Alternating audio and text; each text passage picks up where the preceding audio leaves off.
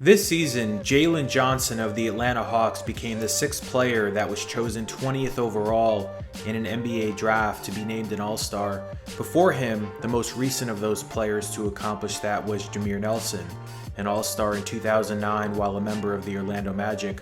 The other 20th overall picks that reached All-Star status all time were Harry Gallatin, Gus Williams, Larry Nance, and Zydrunas Ilgauskas. For Nelson, he's one of only two players to play for the Magic in 10 seasons. The other was Nick Anderson. Nelson is Orlando's all-time assist leader, is fifth in points, and fourth in three-pointers made. Technically drafted by the Nuggets before his rights were traded to the Magic, Jameer came into the NBA with some sparkle after leading St. Joseph's to their best season in school history. In his senior year, they went undefeated in the regular season, and their only two losses came against Xavier in the Atlantic 10 tournament and against Oklahoma State in the Elite Eight of the NCAA tournament. He was also named the National College Player of the Year. It was in a game late in his rookie NBA season at Detroit, though, where we really first got to see his potential at the professional level. On that April 13, 2005 night, he erupted for 30 points and dished out 8 assists. It became clear that his shooting ability from the perimeter was going to be key playing alongside Dwight Howard and Hedo Turkoglu. The fact that Nelson was comfortable playing on and off the ball as a 6-foot point guard made him a more multi-dimensional offensive player. In 4 of his first 6 seasons, he shot over 40% from three-point range. He was among the leaders in three-pointers made off kickouts from the post and from spray-outs off pick-and-roll action. The attention both Howard and Turkoglu got created a lot of open space on the perimeter for Nelson. It was kind of a pick your poison for opponents because Dwight and Hedo could back you down and use their size advantages without a double team, but if the opponent sent help down to the post, both Dwight and Hedo had shooters around them to spray it out to.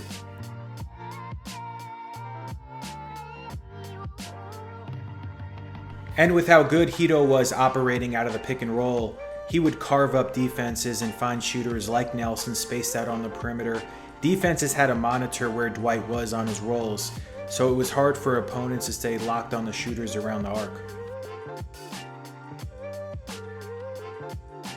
Throughout his tenure with the Magic, Nelson blended his shooting touch with craftiness, high basketball IQ, and deceptive strength to blossom into one of the most reliable point guards in the league.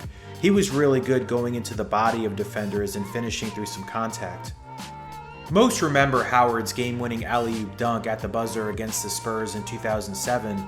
That is still one of the most iconic moments in franchise history. But what gets forgotten about that game is that Nelson erupted for 31 points that night, which was his season high that year, and he had made a game-tying mid-range jumper with 5.9 seconds left that preceded Dwight's game winner. That was one of several clutch shots he made in his career. Other notable ones include this game-winning jumper with 6.5 seconds left against the Pistons on April 7, 2006. This winning three-pointer with 1.7 seconds remaining at Sacramento on December 4, 2006.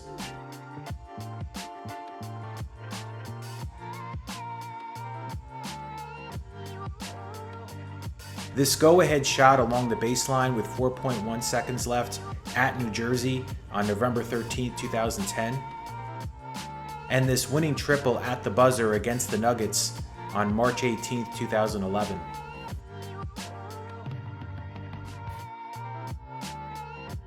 His best stretch, arguably of his career, came in January 2009 when the team was on a West Coast trip. In those games in San Antonio, Sacramento, Los Angeles, and Denver combined, he averaged 24 points on 52.4% overall shooting and 57.1% three-point shooting. Just a couple weeks later, though, he would suffer a torn labrum in his right shoulder, which caused him to miss the rest of the regular season and the first 3 rounds of the playoffs.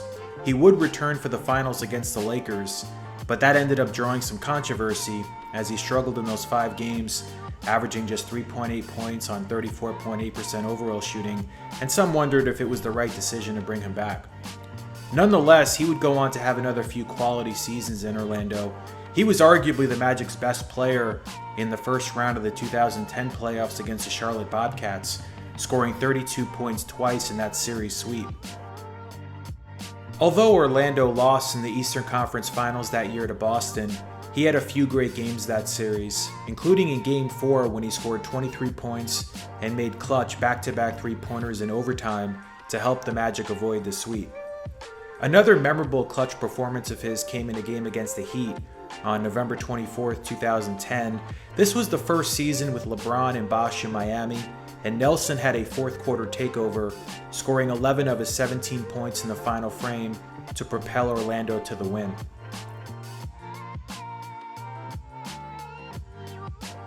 He also had 14 assists that night, which was his season high that year and one off his career high.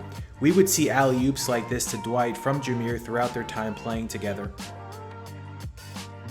He became the Magic's all-time assist leader on January 7, 2013, when he dished out this assist to Andrew Nicholson in a game at Portland. Nelson would remain with the Magic through the 2013-14 season and then go on an NBA adventure the rest of his career, playing for Dallas, Boston, Denver, New Orleans, and Detroit. As stated earlier, he was an All-Star in 2009, however he was unable to play in the game because of his shoulder injury. So that'll wrap up this video. If you like this kind of content, please subscribe.